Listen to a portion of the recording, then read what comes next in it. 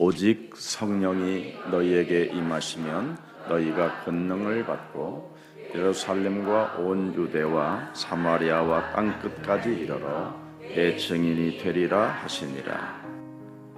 기도를 여러분이 많이 하려고 하지 말고 왜 기도를 해야 되는가, 그 이유를 알고 생각을 바꿔주면 모든 응답이 따라오게 돼 있어요.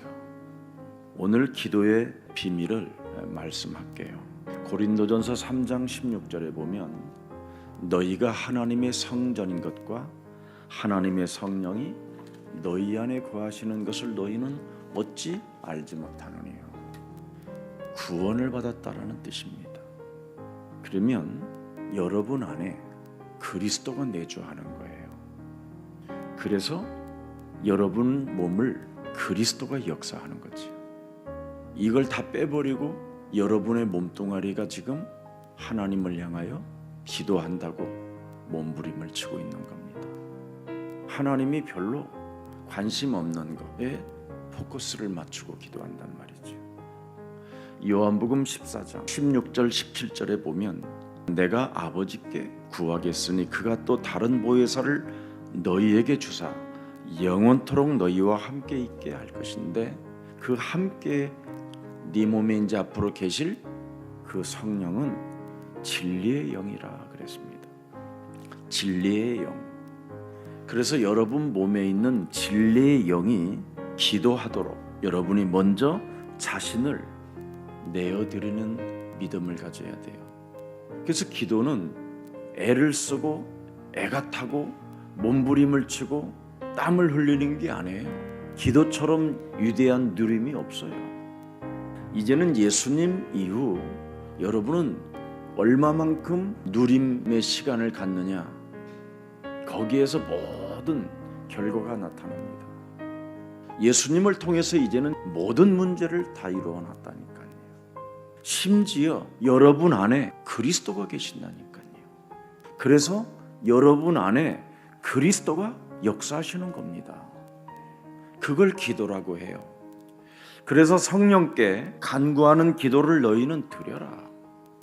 그래서 오직 믿음으로 여러분이 역사해 달라고 하는 기도 하나밖에 없는 겁니다. 믿는 믿음을 가져야 성령은 소멸되지 않고 근심시키지 않고 축복으로 오게 되는 거예요. 믿지 않고 기도하는 것은 불필요한 것입니다. 빌립보서 4장 6절 7절에 보니까 아무것도 염려하지 마라. 다만 모든 일에 기도와 간구로 너희 구할 것을 감사함으로 하나님께 아뢰라. 성령에 의해서 내 안에 성령께서 성령을 통해서 기도하면 너의 마음과 생각을 지키신다. 그리스도께서 역사가 일어난다라는 거지요. 왜 그리스도의 이름으로, 왜 내 몸에 그리스도가 함께 있고, 왜 그리스도가 역사하겠다고 성경을 그렇게 기록해 놨을까요? 마귀의 일이 있기 때문에.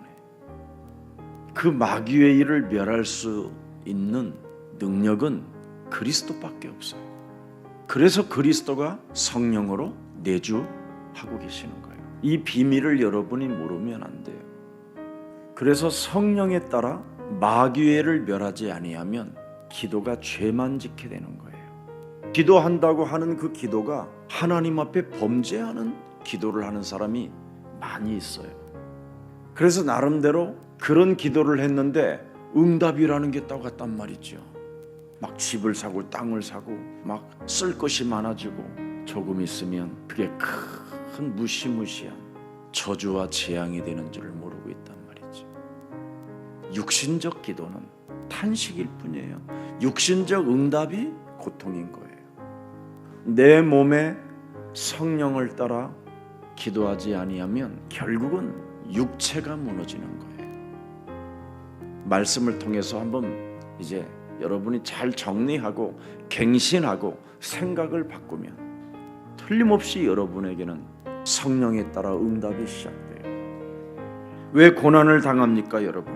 한 70%는 여러분 자신이 잘못했기 때문에 고난을 받고 사는 겁니다. 그러면 갱신을 해야 된단 말이지요. 뭘 갱신합니까? 내가 구원받은 하나님의 자녀다. 내 안에 그리스도가 계시고 구원받은 나에게 그리스도의 이름으로 말씀을 의지하여 기도한다면 반드시 역사하신다. 갱신. 하나님과 상관없이 사는 인간들로부터 공격을 당하는 고난이 오는 것은 하나님이 하실 일이 있어요. 그래서 나는 오히려 더욱더 비전을 갖고 꿈을 꾸고 이미지를 가지고 하나님의 말씀을 성취시킬 모델이요 증인으로 딱 서 있으면 성령에 따라 역사하는 거예요. 하나님을 모르는 무능한 자들이 여러분을 고통을 준다. 그런 자와 함께 싸워서 이기려고 여러분이 기도 붙는다면 여러분이 더 쪼다가 되는 거예요. 여자의 우선 메시아 그리스도의 이름으로 뱀의 머리를 깨뜨려라. 얼마든지 우리는 승리할 수밖에 없는 그리스도께서 역사할 그 찬란한 응답을 여러분이 가슴에 품으면 항상 기뻐할 일밖에 없어요. 틀린 기도를 하고 있기 때문에 항상 기쁨이 없는 거예요.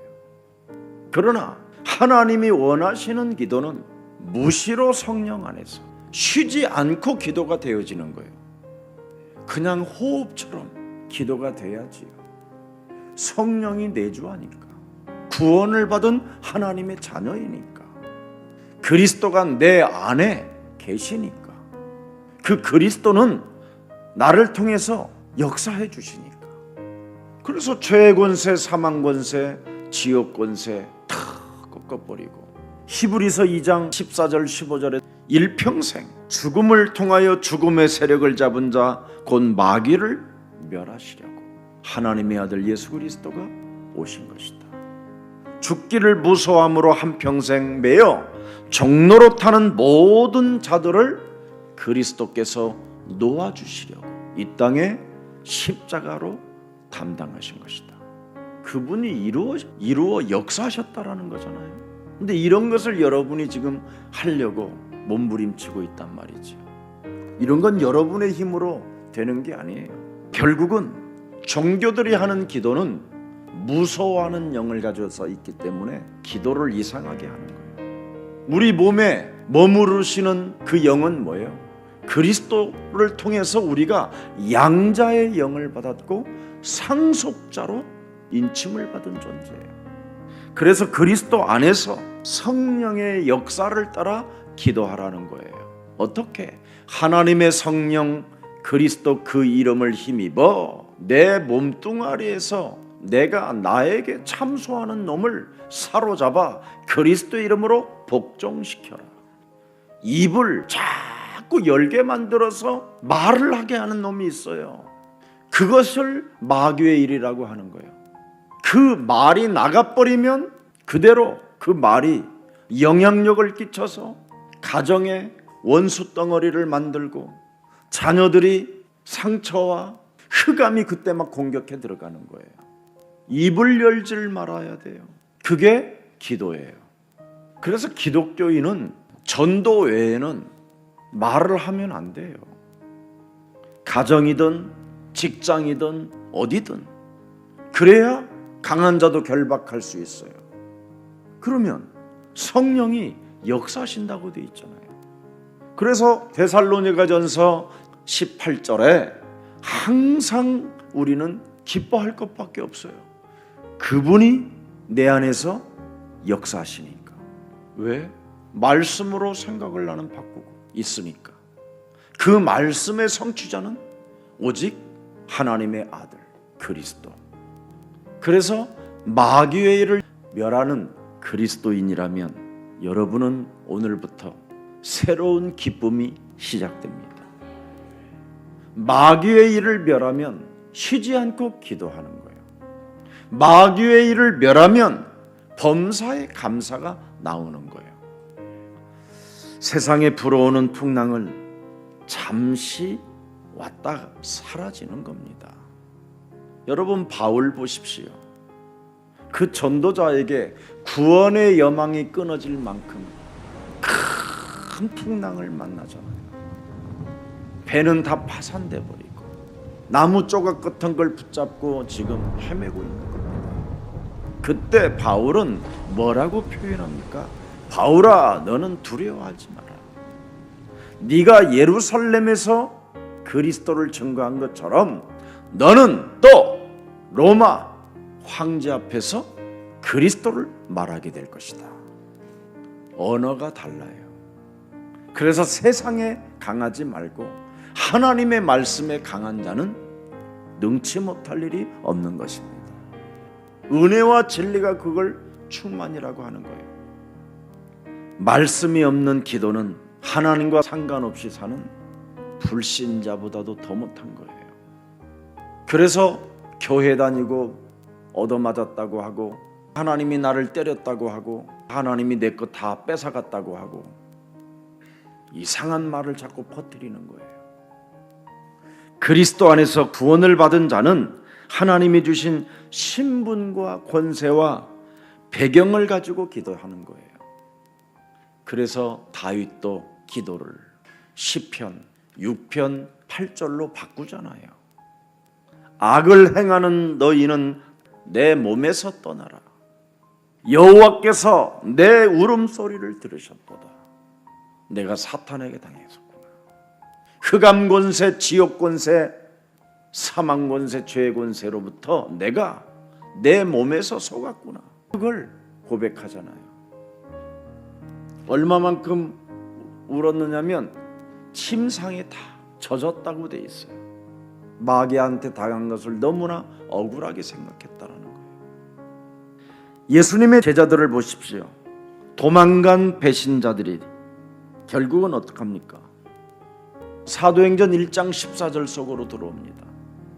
거기서 예수의 모친 마리아와 그의 아우들과 더불어 마음을 같이하여 전혀 그리스도 그 이름을 가지고 개인과 세상 환경과 사탄과의 영적 싸움을 시작했다라는 거예요. 그 증거가 어디 있느냐? 사도행전 5장 42절에 있어요. 맛을 봤다 이 말이에요. 그들이 날마다 성전에 있든지 집에 있든지 예수는 그리스도, 이것을 가르치기와 그 그리스도를 가지고 전도도 자기 몸에 하게 만들었다. 그랬더니 어떤 역사가 일어납니까? 믿음이 충만해지고 지혜가 충만해지고 성령이 충만해지고 사람들로부터 칭찬받는 자들이 일어났다. 그리고 목숨도 아끼지 아니하고 죽음을 두려워하지 아니하고 그리스도를 증거하는 스테반과 같은 제자들이 세워졌단 말이에요. 그뿐 아닙니다. 그리스도라는 비밀을 가진 사람 빌립이 사마리아 성에 들어갔더니 어떻게 했습니까? 그리스도 하나를 일심전심 지속시켰더니 붙었던 더러운 귀신들이 사람에게서 막 떠나는 역사들을 보았다라는 겁니다. 여러분 몸에서 지금 역사하기를 원하시는 그리스도, 그 이름을 많이 부르십시오. 기도를 하려고 하지 말고 애쓰지 말고 그리스도 안에 있는 그리스도의 역사를 여러분이 한 번만 시작해 보세요. 하나님의 성령 그리스도 그 이름을 힘입어 네 속에 있는 더러운 귀신들을 내어 쫓는 것이면 하나님 나라가 너희 안에 임하게 되느니라. 그래야 말씀으로 여러분이 생각도 바뀌어지고 말씀으로 갱신도 가능하게 되는 거예요. 이걸 안 하고 제자를 못 만나요. 하나님과 상관없는 사람에게 사람을 붙여주겠습니까? 그러나 성령을 따라 기도하는 사람은 그 만남 자체가 응답입니다. 자, 그래서 오늘 인생개혁이 옛사람의 옛 틀이 무너지는 날이 되기를 축복합니다. 오늘부터 하나님과 상관이 있다고 생각하거들랑 성령을 따라 기도하기를 축복합니다. 그리하면 여러분 몸에 그리스도의 새 영을 집어넣을 곳이 많아요. 눈, 귀, 머리, 온몸에 불어넣을 것이 많아요. 새로운 피조물로 바꿀 게 너무나 많아요. 여러분을. 그래서 거울 보라는 거예요. 그리스도의 눈빛으로 너의 눈을 한 번만 바꿔봐라. 그래서 성령을 따라 구하는 기도는 다른 거 아니에요. 성령 충만을 자꾸 구하는 거예요. 사도행전 1장 8절. 오직 성령이 너희에게 임하시면 너희가 권능을 받고, 그럼 오직 성령을 따라 성령 충만을 구하면 유일성의 응답을 받는 거예요. 예루살렘과 온 유대와 사마리아와 땅끝까지 이르러. 그 유일성의 응답은 여러분 몸에 재창조로 오는 거예요. 거듭남, 성령 내주 인도 역사, 재창조. 그 사람이 지역의 제자로 시스템을 갖게 되는 거예요. 이걸 전도 캠프라고 그래요. 그래서 오순절 날이 시작되는 거잖아요. 내 몸에 그리스도의 새 영을 처처에 불어넣게 되면 여러분이 시스템이 되는 거예요. 제자, 전도 제자. 땅끝까지 이르러 증거를 얻는 제자. 거기에 증인. 대단한 일입니다. 성경에 그 사도행전 1장 8절이 2000년 동안 역사하고 지금도 역사하고 있는 거예요. 그래서 빨리 성령을 따라 구하는 기도, 성령 충만을 받기를 축복합니다. 성령 충만이 여러분 몸에 오면 바람과 같은 불의 혀 같은 일이 일어나요. 바람과 같은 성령의 역사와 불의 혀 같은 말이 뭔 말이냐?